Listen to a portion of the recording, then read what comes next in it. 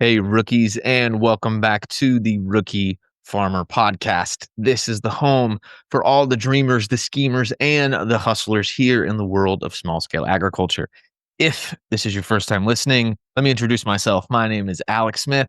I am the grower here at Crop Culture Farm in Newbern, Georgia, and I will be your host for this show. All right, now this episode it kind of has it all. We laugh, we cry, we go really deep. We talk about the realities of farming and so much more. But we're sitting down with Abigail Darwin. She is the director of programs for an organization called Wholesome Wave Georgia.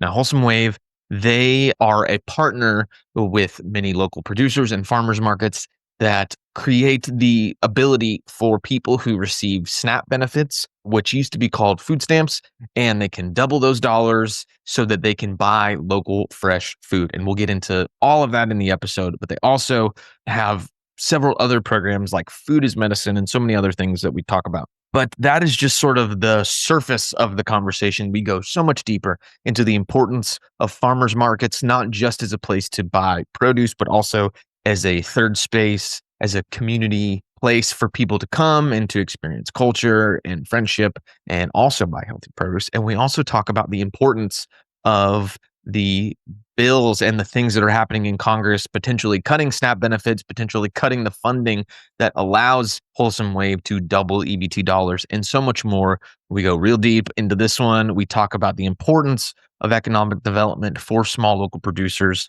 and the importance of feeding our community. So, all that and so much more in this episode with Abigail Darwin of Wholesome Wave, Georgia. Awesome, Abigail. Thank you so much for sitting down with us this evening to discuss what you guys are doing over at Wholesome Wave, Georgia. But before we really jump into it, I know you have a little bit of background sort of in kind of the local food agriculture movement. So what brought you to kind of this world of local food? Yeah. Oh, gosh, that's a funny question, and I feel like we all have such different answers as to why we're here. But I think that I always had been really privileged to being exposed to food. We had a limited income when I was growing up, and so my parents did a lot of gardening and we cooked everything from scratch. But I never thought about what a privilege that was. When I was 18 years old, I was on a college kind of study abroad program, but it was all around the American West, and it was really amazing.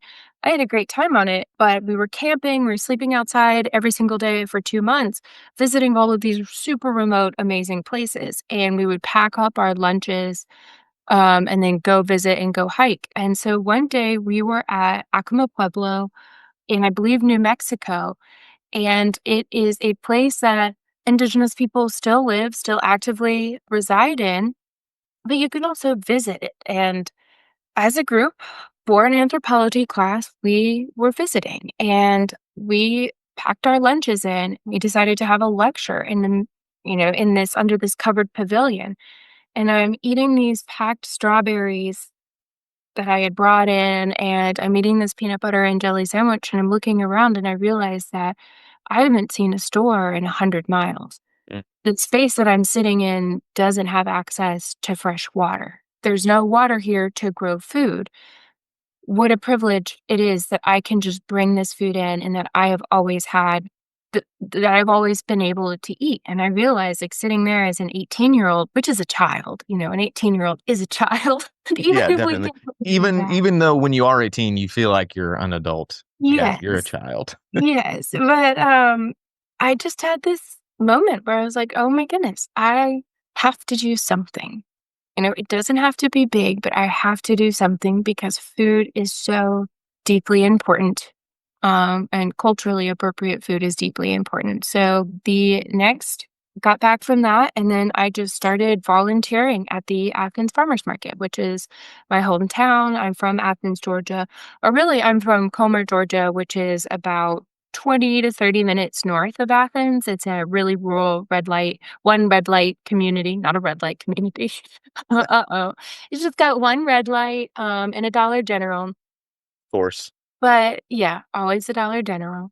But I came back and I realized that I needed to contribute in this space in some way. So I saw that the Athens Farmers Market was doubling SNAP, and I said, "Hey, I can't afford to shop at the farmer's market, but I want to support programming like this. So I just started volunteering at the farmer's market, and then truly never left and worked there for 7 years while I was in undergrad, while I went to grad school to get a degree in crop and soil science, focused very much on the identifying, community derived solutions to addressing food insecurity, ways that economically uplift communities.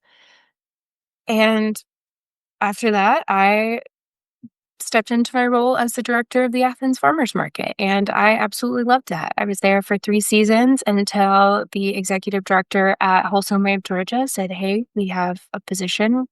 We really want you for this position." And I said, "Hey, it's about food access. It's food as a right. It's feeding people in a way that contributes to healthy economies and healthy bodies, acknowledging that, not only can food be healthy for you, but it can also be grown in a way that's healthy for your environment. It's not polluting the air around you because those who don't have equitable access to food are often in spaces where there's more pollution, there's less green spaces, maybe there's significantly fewer farms. So that was a very long journey that started out with this very single aha moment that I had in the middle of the desert after I packed in my little lunchbox. Yeah, I feel oftentimes, obviously, usually talking with growers, farmers themselves, but really anybody that's has a very like specific type of work that they're super passionate about, and it sort of feels like their life's work. That there is this sort of aha moment that they can go back to, like, oh, I read this book, or I was standing in this field, or you're eating this packed lunch, and that there's just sort of a moment, that epiphany almost, that Yes.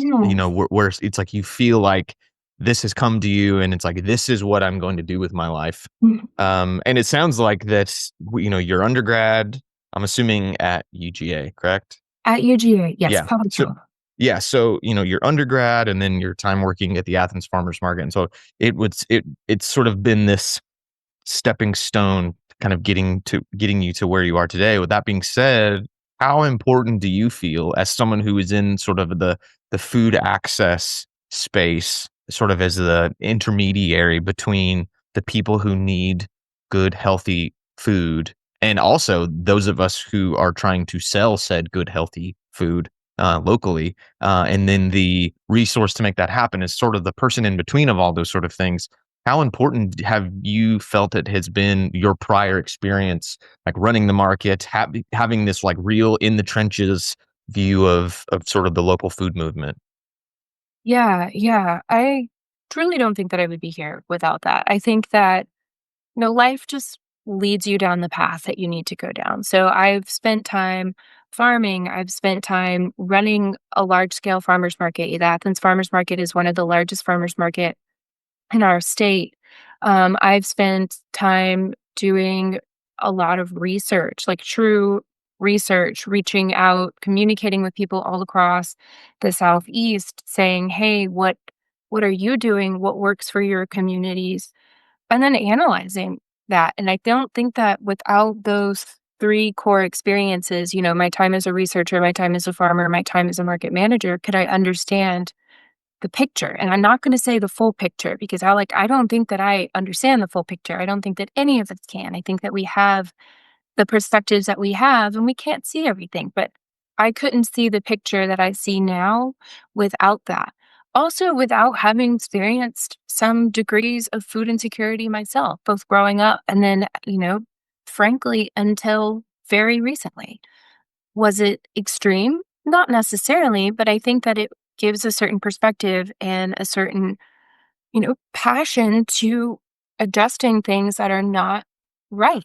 Food is a right. Food is not a privilege. It should never be considered a privilege. And working at the Athens Farmers Market, every single day I worked there, I would just stand at the welcome booth and double snap tokens or welcome people who were participating in the food as medicine program, the produce prescription program, getting to know these people on a personal level, many of whom I still know and see and have saved in my like phone contacts right now.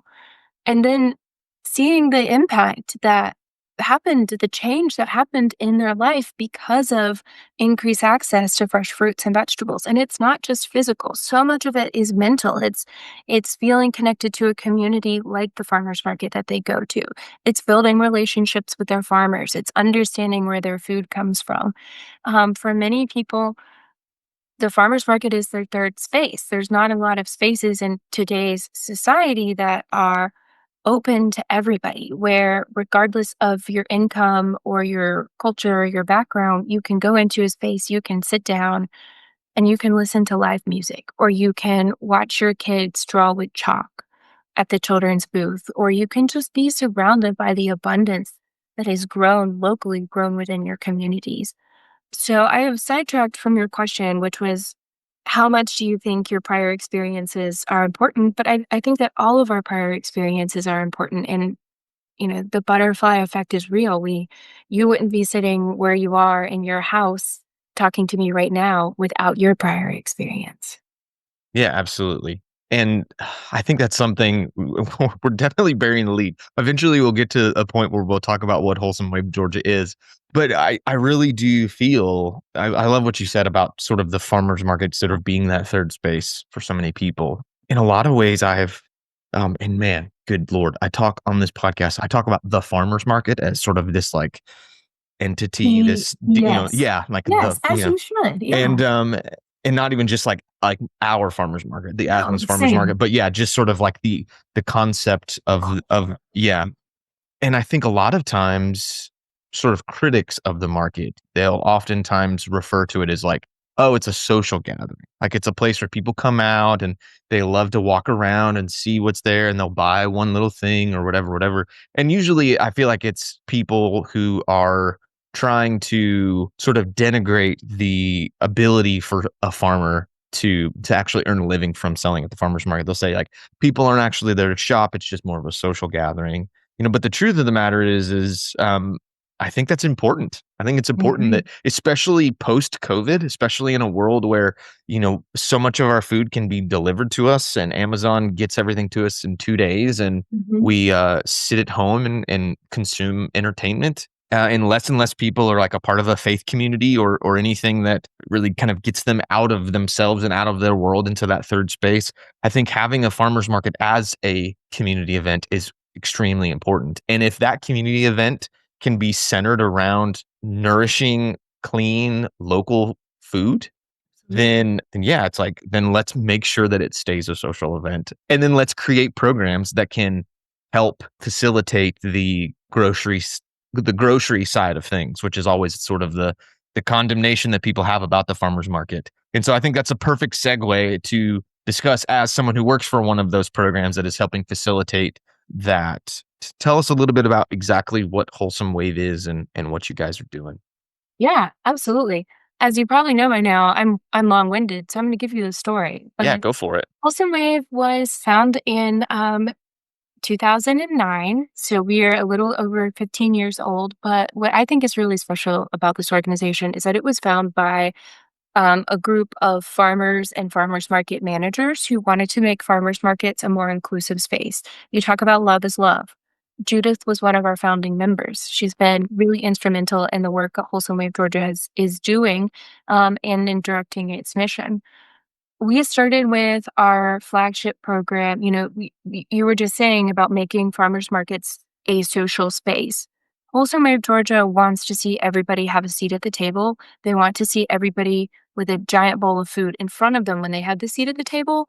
Our job and our programs are pulling a seat out for Mhm. those that maybe would not be able to pull it out on their own, pulling a seat out and then welcoming them into our space, our table, and our meal time. So, also Made Georgia started with its flagship program, which is our Fresh for Less program. You may know it as the Snap Doubling program.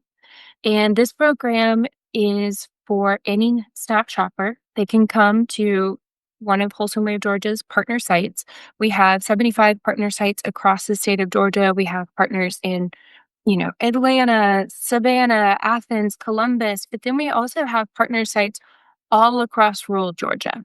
Many of them with are farmers markets, but we also have a really strong intersection of farm stands as well.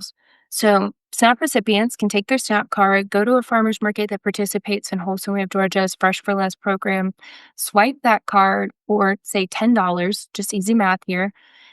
They receive the $10 that they paid for in produce, but also an additional $10 in produce at no cost to them. It also is at no cost to the farmer. So you, Alec, as a farmer, if somebody came to your farm stand and they doubled their SNAP, you would still receive $20 produce that you're selling. Wholesome Wave Georgia's job is to make up that difference, to make sure that you as a farmer are getting reimbursed because we're working at this intersection of food insecurity and farmer prosperity. We acknowledge that local food is important. No farms, no food. We want to see our economic farmers or our local farmers economically thriving, acknowledging that they play a very significant role in not only the economy as a whole. So when you support your local farmer, you're supporting your local economy, but also as you're increasing access to food, it's not just increasing access to food for the SNAP users. This is contributing to the farmers markets, and then making food more accessible for all folks who are shopping there. So I feel really strongly about the impact of this Fresh for Less program. It really is our flagship program. I'm really, really proud of what we have done as an organization over the past 15 years, because it gets sticky, Alec, Mhm. it gets political, unfortunately, sometimes too, which you don't think that giving food to people and money to farmers should be political. That should be a bipartisan issue, but sometimes that's something that we have to navigate. So, regardless, that is one of Wholesome of Georgia's core programs. In 2015, so gosh, 10 years ago, a decade ago, we launched our Food for Health program, which is our Food as Medicine program or our Produce Prescription program. This program is on a smaller scale than the Fresh for Less program. I said that we had 75 partners across the state, doubling SNAP. We started our Food for Health program with one site in Augusta, Georgia. That site is still active and alive and thriving today, thanks to the partnership of Augusta Locally Grown, which is a really amazing organization in Augusta. But this produce prescription model is for folks who are food insecure. They have a chronic diet related disease, and they're over the age of 18. Simple as that. If they're food insecure and they have a diet related disease, their healthcare provider can refer them to this program. And then for a period of 6 months or more, they are receiving fresh, healthy, locally grown fruits and vegetables, not just for them, not just for me, Abigail, one person, but for every member of my household. Because we know that you can't just address food insecurity in one person. Everybody at the table needs to eat. We're uplifting full households in this program. And this Food as Medicine Produce Prescription program has really grown. In 10 years, we've had a variety of different sites come on and off the map. Some of them we started partnering with, or we started when Grady was establishing their Food as Medicine program. We helped them get started. They outgrew our scope and we said, absolutely, go for it. And now Grady is running a really, really fantastic Food as Medicine program in their hospital in downtown Atlanta. Fantastic. Um, we have 6 programs that are happening in 2025. 2 of them in Athens, Georgia. One of them, the Athens Farmers Market, which you know. Yeah. Oh, Um, yeah, we definitely know. it's such a great program. See, and talk about the economic benefits to farmers. It's amazing. Yeah, I don't wanna, like, totally throw off your vibe because you're just, like, rolling, and I'm loving it. I could just sit back and just listen to you talk about this all night. But on this topic of, economic impact to farmers, it has been extremely significant. So last year being at the Monroe market, we did it, and I love that. I mean, that was a big selling point for us, was that it was that was one of the things that they did, and we benefited from it, but it definitely, for a myriad of different reasons, it wasn't quite as successful as I was hoping it could be. And then coming to Athens, in full honesty and transparency, there was a little bit of hesitancy with me going. One, because it's just sort of like little fish in a big pond, but that has nothing to do with the market itself. That's just more of like my mindset. But the other thing was, it's like, all right, so we're moving to a more affluent, more urban environment of people. That's like, you got to go where the money is. Like, that's, so much is talked about like that. But from the moment we started our farm, even before we had a farmer's market that we were attending, it was really important for my wife and I that sort of the motto of what we do is real food for real people. It's on our business Yes. cards, on our Yeah. side, on our signs, it's on our website. Because for me, I think one of the big things, and I've talked about this ad nauseum at this point, but one of the things that is really important to me is sort of a newcomer into this space is to get away from that kind of, I would say, somewhat antiquated idea that it's like you just got to go where the money is. You got to find the rich, affluent folks because they're the only ones who can afford this stuff. And you just got to sell your stuff at the highest premium that you can. And that's how you have to earn an income. And everybody else be damned because, if you can't afford it, then I don't have time for you because I gotta go where the money is. And I get that. I understand that. And I think in a world prior to programs like this, I think that sort of was the reality. But kind of us not having that experience, I from day one really felt strongly that we wanted to provide, like I said, real food for real people. We didn't want to just sell to the affluent white urban suburban populations who frequent the farmers market, but we want to the people, people like myself, people with families and are young and don't have the best income, or people in communities, people of color, people of just like lower opportunities to really succeed, but for them to be able to also have access to this food because frankly, they need it far more than even the people who can't afford it. There's a passage in scripture that's always important to me when Jesus is saying it's like, who needs a doctor, the sick or the healthy? And in a lot of ways, this feels somewhat similar. It's like, who really needs this food? The healthy, affluent people who have access to, they can get it from Whole Foods or Trader Joe's and have excellent healthcare, or the people who have a far more limited access. And so coming to the market, that was a big selling point for us, was to the market sort of assisting us in facilitating our ability to fulfill our mission of bringing real food to real people. But I was completely blown away at the level in which that would happen. From the get go, like, wow, we're going from getting, 20, maybe $30 worth of the doubled SNAP dollars to, Mhm. in the neighborhood of, 60, 80, 100. And then getting into once the food, like the food prescription thing, we're easily hitting triple digits and $200, $300 a market, so on and so forth. I hope you don't mind me sharing numbers like that. I Um, am so happy to hear this because there's 2 sides of the impact, and both of them are important. So I'm mm, very happy to hear this. yeah. And to the point where now, I mean, depending on the week, the money that we're receiving from the sales that we're creating through the program with Wholesome Wave, it's roughly about a quarter to a third of our like farmers market income every week. And so, I mean, yeah, without these programs, we would be cutting off, yeah, a third to a quarter of our monthly income. I can speak from the farmer impact side of things and say this program is vital to us in our success. I'm so happy to hear that. That is the goal of these programs is now it makes it economically feasible for folks to go into communities that aren't as affluent. Who exactly, the who needs a doctor? Hmm. The sick or the healthy. Who needs the food? The sick or the healthy. And Yeah. that's truly what we're dealing with. And this kind of circles back into this mentality of food as medicine and who has the ability to access it. But now it can be accessed in a way that economically supports the farmer, puts food on the farmer's table because so many of our small scale farmers are also recipients of SNAP. Yep. The So are we. people who We're one of them. are growing our food. Yes, the Yeah. people who grow our food are struggling to afford food, and that is not the system that we want to be okay with.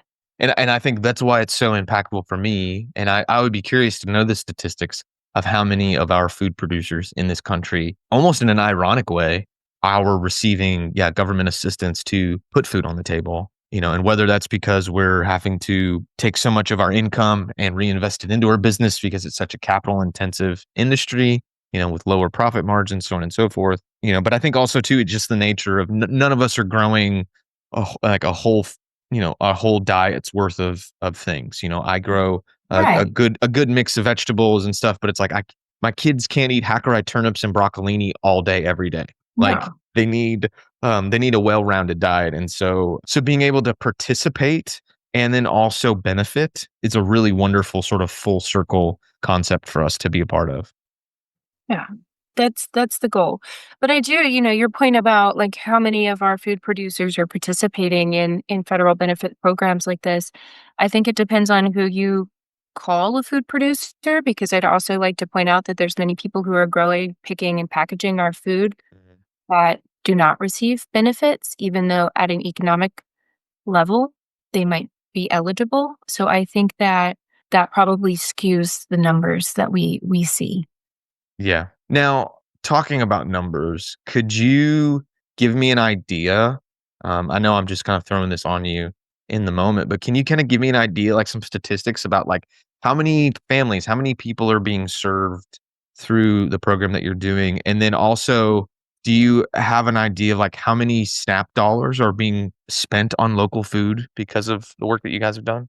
The answer is yes. It depends on if you want me to do this off of the top of my head or if you want me to pull up the numbers. Because last year, I think we did like over 400,000 in the doubling, which means that that was about 800,000 that went into, of SNAP dollars that went into the local food economy. That's $800,000 worth of local food that is on the table and in the refrigerators of our food insecure neighbors.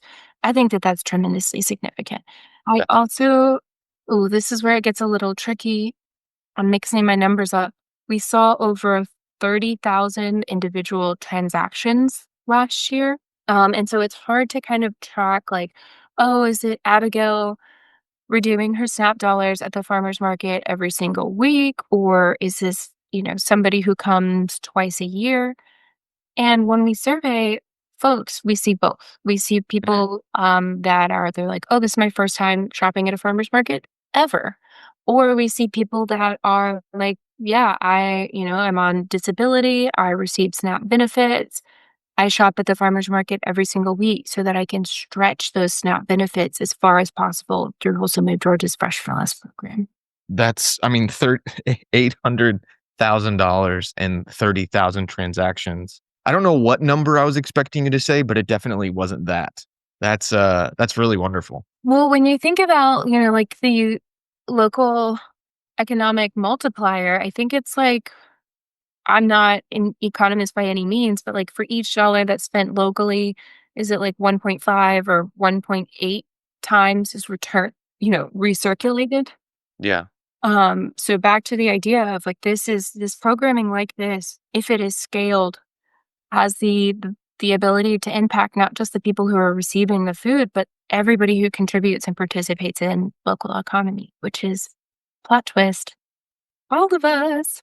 So Yeah, there really is sort of this compounding, cascading effect to, it sort of is checking all the boxes that everyone's always trying to check. We're, Mhm. creating jobs or supporting local jobs. We're feeding people who are insecure. We're providing income for other folks. We're injecting money into local economies. We're keeping money in local economies. It's really doing everything that it needs to do. And that's extremely wonderful. Where does this money come from? That's a great question. And that's the sticky part that I referenced earlier. Right now, Wholesome Wave Georgia is largely reliant on federal funds to Okay. run our SNAP doubling program. With that funding potentially on the line, in addition to over $300 billion in SNAP cuts that are, on the line, the Senate is actively debating this. They should vote on the budget by the end of this month, which is the goal. Who knows if they'll actually get there. So so actually by the time this episode airs, that vote will probably have already happened. So So let's this manifest really positive. yes, absolutely. Yes. Yeah.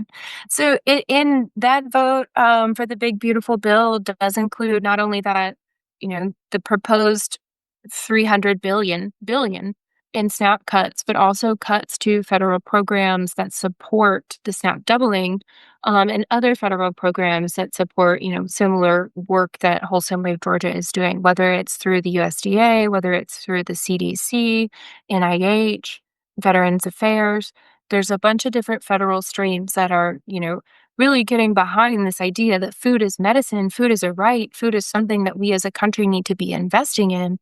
Because when you think about fruits and vegetables are considered specialty crops by the USDA, blows my mind. Yeah. That's so rare that a farmer grows fruits or vegetables that can be directly consumed, that don't need to be processed at a high level, like corn, wheat, soybeans, even your meat products, that need to be processed. And so my hope is that this continues to be funded through the federal government. Wholesome Wave Georgia also receives very, very generous support. We are so grateful for the support of individual donors and foundations. And they are, really the lifeline that comes in and supports all of the areas that are not sustained by federal funding. Yeah, that's where we are right now. Yeah, that's a very sobering reality. Ideally, it would be like, yeah, we don't know. It just keep going to the bank account and more money just keeps popping up. We don't know where it's coming from, and it just keeps rolling. But yeah, the reality of it is most of these programs, yeah, whether it's just regular food assistance through SNAP, if that's on the line, yet alone being able to double it, it's a very touch and go sort of thing. So if you are listening and we always say with different things like contact your senators, contact your representatives, talk to people who have influence and the ability to sort of like sway and not even just like going all the way to the top, but just being able to talk to people who that carry a level of influence, who can, create bigger waves of influence and so on and so forth. I think just constantly having this conversation about food access kind of in the mainstream, talking about public health, talking about the quality of the food, the ingredients that we're putting in our food, the more that we talk about it, the bigger sort of whistle that we blow, so to speak, or, bell that we ring, it just becomes it becomes even more of a sort of socially acceptable thing to move toward. Because I think for a long time, talking about, high quality fruits and vegetables and so on and so forth and buying from a local farm, it's like, okay, you hippie, like we get it. But it's like the majority of us are just going to the Piggly Wiggly or to the Kroger and we're doing it. And the reality of it is it's like more and more people, like the type of person who is coming to the farmer's market and seeing our little sign from certified naturally grown and saying like, oh, so you don't grow with any chemicals? Ah, perfect. I've been reading this or saw something on Instagram. Like there is like a tide is turning in this country, sort of from the ground level up of people really beginning to care about where their food comes from, who's growing it, how they're getting it, and what's in it. I think it both takes farmers, it takes organizations like you guys, and just individual shoppers and consumers to all take part in keeping the ball rolling. This is not something that we just sort of set and forget, and the clock gets going once it gets wound up. But this is like a constant, like we have to keep this momentum going because this is not going to just roll on for all of eternity. I agree, and I think that, yes, contact your representatives, your elected officials, but also start having conversations with people that to say, hey, what happens if this safety net program goes away? How do we use the resources that we have within our communities to continue to support this? If SNAP doubling goes away, is this something that your local city can allocate funds to supporting? Is this something that your farmers market can have a fundraiser around? I think that there's so much that can be done on a grassroots level to care for our neighbors in our own backyards. And it's very important to do that now more than ever. Yes, reach out to your senators. I'm going to DC next week. I will be in that space having conversations with our policymakers. But I think that it's just as important to have conversations with your neighbor next door, your mayor, Mhm. um, your city council members, as it is at a federal level. Yeah, and I'm glad you said you're going to DC because that was one of my questions was gonna ask. It's like, as much as I hate the idea of lobbyists, if it's like, you gotta play the game, and if the game's there to be played, you might as well play it for the right reasons. And yeah, and I was hoping to say, like, please tell me you guys are are, trying to do your best to ethically lobby our government to ensure that these programs stay in place. I have never used that word, but I do say advocate and I do say educate because I think that when you lobby, we do have a motive. We do Mhm. have, but we're very transparent with it, and this is something that I believe programming like what Wholesome Wave Georgia does, whether it's SNAP doubling, food as medicine, or even SNAP assistance, like truly is a bipartisan issue. And I think that you can find people that get behind it at every single level. I mean, I am a graduate from UGA's College of Agriculture. If I need to talk to you that way, I can do it. Yeah. But also, I have a degree in public health and 10 years, working within food access spaces. If I need to talk to you that way, I can do it. I have relationships with farmers that I can call from somebody's office to say, hey, tell this person that I'm talking to how this economically benefits you as a small farmer. And Alec, surprise, you're going to be on that list now too. But Perfect. then you also need to think about like what local agriculture and food access is not its own separate island. Like that touches every single area of our lives and of our communities. You think about food and I mean you think about healthcare. Every single year, the United States alone, we pay $1.1 trillion in avoidable healthcare costs that are related to diet related diseases. $1.1 trillion. Dollars. It has been basically across the board shown that if we implemented things like food as medicine programs, increased and scaled, not only SNAP, but SNAP doubling, we would significantly reduce those costs and see costs. So these programs are not only cost savings, but they're cost effective. And in the healthcare world, you don't see programs that are both. And so I think that agriculture and even local farmers need to take up more space when we think about healthcare and public health issues, because I think that they have a very important role to play in our nation's health. You think about the MAHA movement. Yes, the MAHA movement is very much, a flag of this current administration, but like at its core, the MAHA movement is that America is not healthy. And we're not healthy because we're not eating right. Again, no farms, no food. So, And I think another aspect to the healthcare side of things is I think a lot of our health outcomes are as a result of our economic opportunity. 100%. You know, Because social determinants of health. yeah, like, look at the average person walking on the sidewalk who generally you can, for better or for worse, you can sort of indicate sort of the level of socioeconomic success that they've had, versus the person driving in the Lexus or the, you know, even a Honda, whatever it may be, and it's like, who's smoking the cigarette? And it's like why I've always been so confounded by it's like, why is it the people who have the least economic opportunity are the ones who have been like bound by this addiction, not just to something that is causing like poor health, but also like causing them to just dump tons and tons of money into that. And I think from the farmer perspective, I mean, I don't know what the statistics are, but like, what are the levels of like alcoholism and food related, stress related food issues that cause adverse health effects that are because of the lifestyle of farmers who are trying to work crazy long hours for very low pay, day in and day out for years and years and years without a vacation, without any sort of plan of succession. And so it's like even the economic development that is created by this program is ensuring my health for then my family, not even just because I get to eat good food, but because it's one less thing for me to worry about. So I can focus on what's important so that I can stay healthy, so that I can continue to produce good food, so that I can continue to provide it for people so that they can be healthy. It's just this constant, in and out circle over and over and over again. Yes. Yeah. Absolutely. And I'm really glad that you see that, people's health in most situations is bound by their circumstances. Nobody wants to be unhealthy. Mhm. That causes, a lot of chronic pain, a lot of chronic stress, worry about, you know, dying before your time. Like that is stressful. But if you're living in a way where fruits and vegetables are more expensive. They're more expensive because they're so rare that they're grown in our country, but they go bad. They're more expensive, they go bad, they're not as dense in calories as a pack of ramen noodles or a Snickers bar. So if you're on a very constricted income, which when you think about what most people are receiving on SNAP benefits, it's $23 a month. $23 a month. And that $23 for many people, that makes up 30% of their food budget. Wow. That's for a month. That's Let insane. that sink in.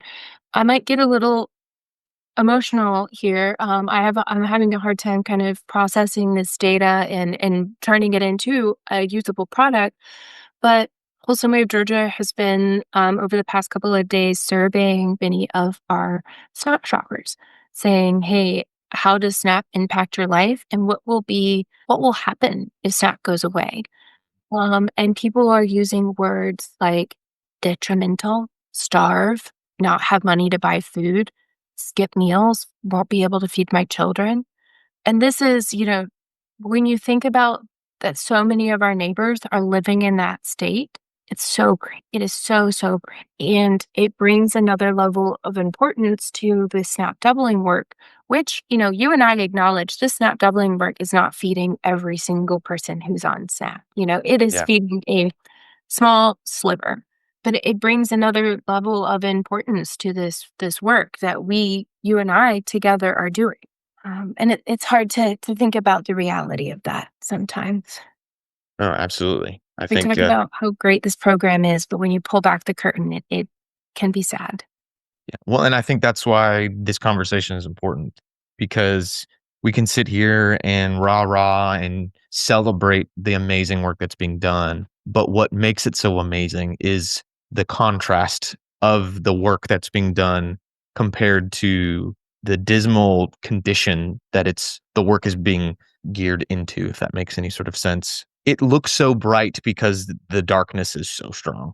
Yeah. And feeding anybody is the most noble thing that can be done, and assisting in being able to feed people, it's our, unless we could figure out how to, thankfully oxygen is still free, but other than breathing, it is like the most vital part of who we are as people, as humans. And so being able to participate in that is extremely important. But to be able to do it in a way that it's not just helping everybody, which would be extremely noble in and of itself, but to be able to help, those who need it the most is really what's the most important, in my Mhm. opinion. And it's like that is why your work is to be celebrated like it should be, not just because of the work, but because of the who the work is being done on behalf of. And that's really wonderful. We could probably sit here and just just like sort of rip our hearts open about this all night long. But one sort of question to sort of change gears a little bit, unless there's anything in particular that you wanted to sort of Um, cap that this off might with. be where you're going anyways, but I do want to point out that Wholesome in Georgia is doing this work in Georgia. There are organizations in every state in our country that are Yep, doing it's similar exactly work. where I was going. Yes. So they might do it a little bit differently, but I want to encourage anybody who's out there who's saying, "Oh, hey, this is great. How do I participate?" To do 30 seconds of Googling and find the organization within your state. I bet that it is run by somebody just like me who gets a million emails a day and they answer almost every single one of them. So somebody will respond back to you. They want to expand their work, they want to expand their impact. And right now, honestly, it's really important to grow this work so that we do not lose momentum. If people were to, you said it'd be a quick Google search, what would be the things to look for when searching for these programs in other states? Stop doubling your state. So, Gotcha. if you typed in, SNAP doubling Florida, you would probably get feeding Florida. Or if there's, double up bucks, Midwest, double up bucks, double up is one of the more common expressions. So maybe Google stop doubling, double up bucks, and then your state. If you cannot find something in your state, reach out to me, Abigail at wholesomewavegeorgia.org, all lowercase, all together. I'll help you find something You just within. went from 1 million to 2 million emails a day. So Perfect. Remember, I said I respond to almost all of them. yeah.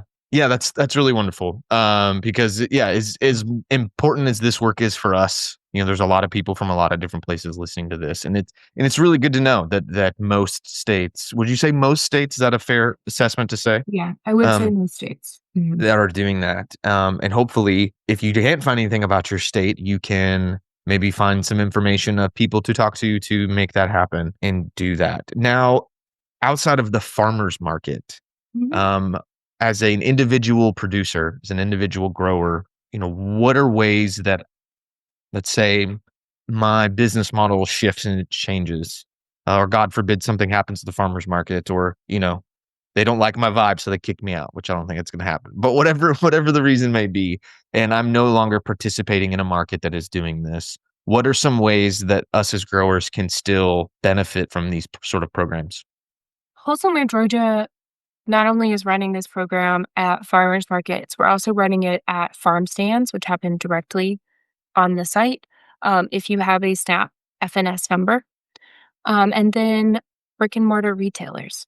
The brick and mortar retailer works a little bit differently. It's only for local food, and instead of receiving a double amount, SNAP shoppers receive 50% off of their local food when they shop with their SNAP card at a participating Wholesome Wave Georgia Fresh for Less location. Are those like local co-ops? Are those cafes? Like what sort of brick and mortar places? Smaller spaces and spaces that source majority local. Eat Right Atlanta, Eliyahu at Eat Right Atlanta is kind of one of our examples that we'll use. They're sourcing from their own farm, the farm that they have, but they're also sourcing from many other local farmers to, make this local food accessible in the Clayton County, South Atlanta region.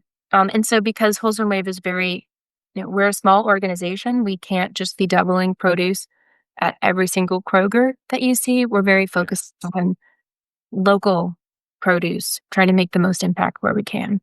Mm. And the wonderful thing, I'm assuming that you know this as well, but we recently had an interview with one of the employees over at Grown By. I don't know if you're familiar with Grown By. Is Mhm. like an online based platform that sort of handles the e-commerce side of sort of local producers, similar to like a barn to door, something like that. But they're a cooperative, and we participate with that. And through a grant with MarketLink, we were able to get MarketLink and Grown By together, and we can accept Snap through our online farm store where people can either pick up or we can deliver. There's lots of different varieties of things we can do. And he informed me, then I guess, now MarketLink, Grown By, and then Wholesome Way would all sort of get connected together, that we Yeah. can, through our online farm store, can double up our Snap dollars there. So now it's like you could do local delivery and double up SNAP dollars into an inner Absolutely. city community or to your neighbor or to anyone. There's the power of technology, and organizations and businesses who are seeing the importance of doing this are making it very easy for us growers to participate. I'm so happy to hear that. And yes, I'm very excited to see it's the SNAP OPT project. I'm very excited to see that launch to the online platform and figure out how people take advantage of that. I do think that there's going to be a learning curve, acknowledging that many of our SNAP recipients in the state of Georgia are older adults. And sometimes, online technologies are amazing, but they might be more difficult for me to teach my grandma how to use than, for you or I to learn. Yeah. But I think that that is going to be a really tremendous tool. And I'm really excited that Growing By is gonna hopefully partner with us. Yeah, and I'll once we get off of this, I'll try to get you an email, and I'll connect you so that you can sort of make that connect. So I know we've kind of already talked about this a lot, but one question that I have is, maybe in a more optimistic way, we'll put it this way. Let's hope that everything goes through properly and everything stays funded and so on and so forth. But what does the future hold, both for Snap, but then also the intersection of sort of Snap and this local food movement? I mean, I think that's a really big question. And right now, if I'm thinking, bluest to blue skies, it stays like it is. No Gotcha. funding's cut. if we want to think beyond that, then it's the opposite of what is being proposed, the opposite of what is on the table. It's that we are going to put way more money into SNAP benefits. We're going to put way more money into SNAP doubling programs. There are Michigan, for example, they don't just double, they triple SNAP benefits, Wow. which is incredible. But SNAP is the most effective government program. And I think that that's kind of sobering when you think about that, that no other government program is as effective at addressing what it sets out to do as the Supplemental Nutrition Assistance Program.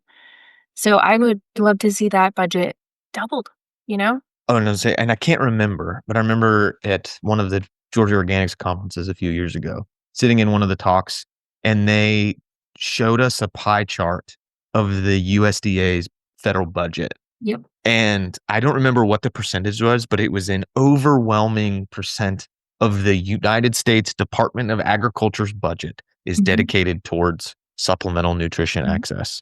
It's all SNAP and commodities. Yeah. That's basically the entire budget. And vegetables was 1%, like 1 Well, or if you can 2%. even see vegetables on the pie chart, Yeah. I'm surprised. Yeah.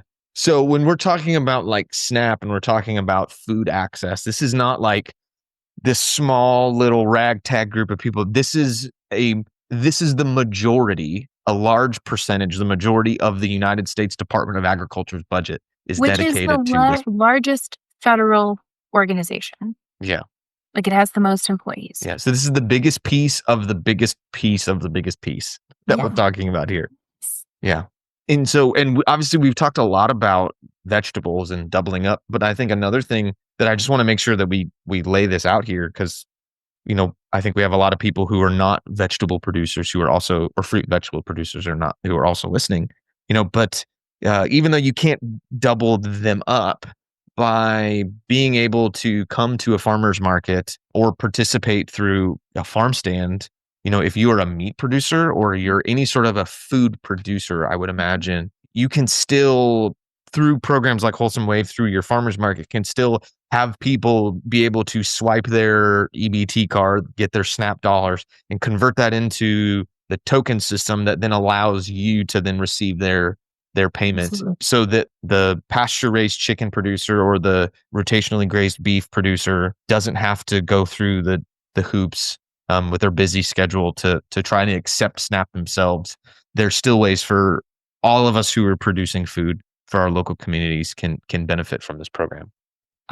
Yes, yes, and thank you for bringing that up, Alec. There's anybody who's growing or producing anything or making even anything that is SNAP eligible, and that includes, fruits and vegetables, plant starts, edible plant starts and seeds so that people can buy tomato plants and take them home and continue to grow them. Meat, eggs, dairy, bread, dried vegetables, mushrooms, jams, jellies, honeys, all of these things that are, when you think of a farmer's market, they're quintessential farmer's market things. Most of those are SNAP eligible. And so people that are producing local honey are also benefiting from programs like this and benefiting from SNAP shoppers attending their farmer's market.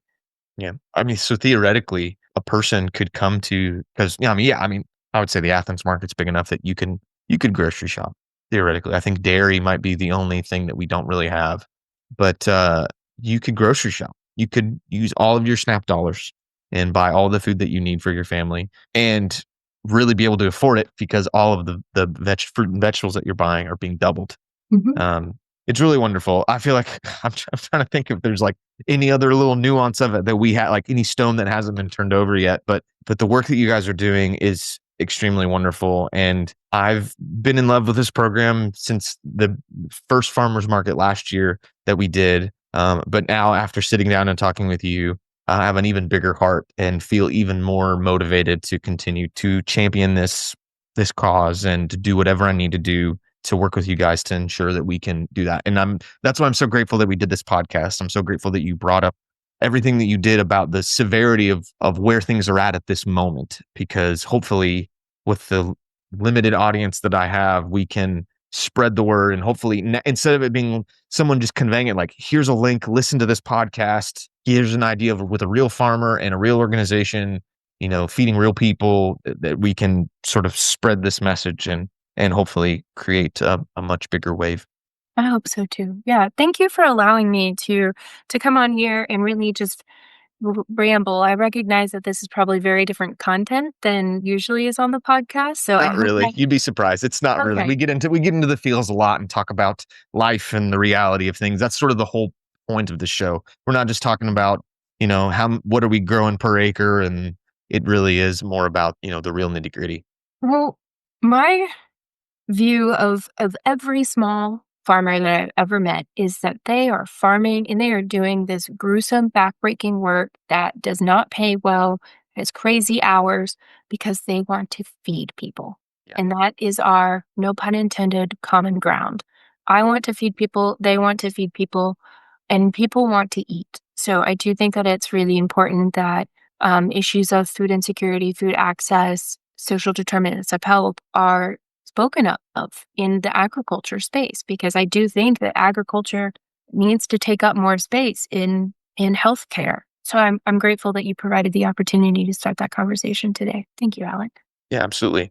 Before we wrap things up, here's your opportunity. Here's your soapbox. Whatever you want to say, it could be totally different. It could be more of what we said. Just, I'll give you the last word to share what's on your heart if you haven't already. I feel like I have. I truly believe that food is medicine. I believe that it is a right that every single person should have food that meets their dietary needs, their cultural needs, and fits within their budget and is grown in a way that is not harming them, like so much of our large scale agriculture is. I think that we need to really value our local farmers, value them, provide the support that they need. You brought up mental health for farmers. I think that that is very important, but that starts by providing them with the money that they need to make ends meet. And I think that we can feed two birds with one stone through programs like this.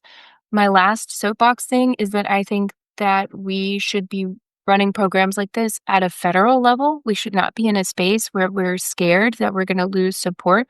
We should be in a space, you know, that where our federal government is saying, hey, there are 15, 20 years of data that shows that this programming like this reduces people's healthcare burden. It improves the quality of food that they're eating, and it economically benefits our local ag. Let's get this going. Let's get this going all across the nation, at a level that means that everybody can have the food that they need. I'm so glad you brought that up because that was one of my questions that was getting cut off of my screen that I almost forgot to ask.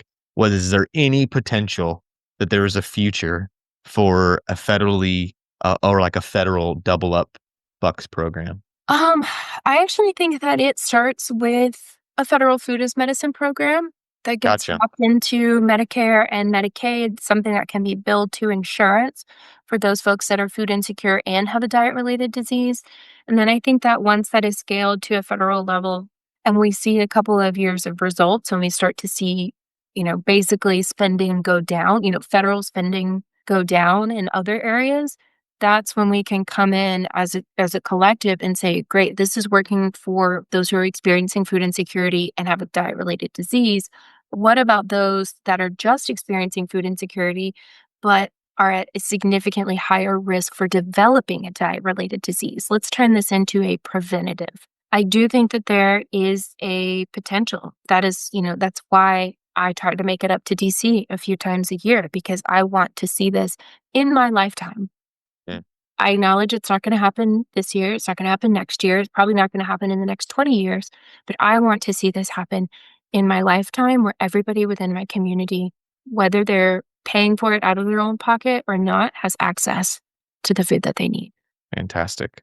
I feel this has been a very sobering conversation, yet I feel very optimistic, feel very hopeful, both for just knowing the work that has been done before I got here, the work that I'm experiencing in the present, and then hopefully the things that we will see in the future. So Abigail, Yeah. thank you so much. If anybody wants to learn more about what Wholesome Wave is doing or what you're doing, how you're championing the cause, what would be the best place for people to kind of follow along? Wholesome Wave Georgia .org, or find us on social media at Wholesome Wave Georgia. But I also want to say thank you, Alec, because this doesn't happen. Wholesome Wave couldn't be doing this work without our farmers like you growing the food. It doesn't, it starts with the food. So thank you. Awesome. Thank you so much. Ooh, man, oh man, that was a bit of a heavier episode. Definitely, probably, yeah, I can effectively say that that's probably been the most impactful episode of this show so far. We've had plenty of moments where we get into our feels on different episodes and talk to some really interesting folks about what they're doing. But this one really hits close to home for us, both as a recipient of SNAP, but also as someone who, like I said, a quarter to a third of our sales each month come through the programs that are done by Wholesome Wave. So we wouldn't be able to do what we're doing without the work that Abigail and the whole team over there is doing. So huge thanks to them. Like we talk about in this episode, this is really important and this is very pertinent. This is real life right now. So yeah, reach out to your elected officials, talk to people in your community, and let's make sure that we can ensure that these programs will continue on into the future, and increase more states, more funding, impact more people. There's so much more that we can do. And you as a producer, you as an eater, you as just a person in the culture, as a person here in our country, we all have a part to play. So let's get out there and let's participate in this. Big thanks to Diego and the whole team over at Modern Grower for making this episode of the Rookie Farmer podcast possible. I say it every week, and none of it would be possible without you guys. So thank you so much. And if you need your farm tools, you need soft goods like pre-cut landscape fabric, row cover, insect netting, you need microgreen seeds, you need transplanters, you need seeders, you need quick hoops, you need irrigation systems like the Sumi Soaker, whatever it may be, go over to shop.moderngrower.com. It is a very well curated list of all of the kit and all of the tools that you need to be a successful market gardener. So please go check it out. Once again, that is shop.moderngrower.com. And just a reminder, this is a show that believes in value for value. And I think this episode really exemplifies that. Those of us who are producers or creators in this sense are putting out something that we feel will be a big benefit to the people who are consuming it or listening to it in this sense. Or watching it if you're on YouTube. Thank you. And we never want to create any sort of separation between the access that you can have, just in the way that Abigail talked about food access. I want to ensure that we have adequate educational media access. And so we want to always make sure that this content can be free. You can see it on YouTube, you get it in your podcast feed. That means that we're not playing a bunch of ads. We're not charging you for premium content. We're not asking you to go over and get this secret recording on our Patreon or from our freemium account or whatever it may be. We're making it free. And so we're asking you that if you are finding value in this content, please consider kicking some of that value back our way in the form of a donation monetarily.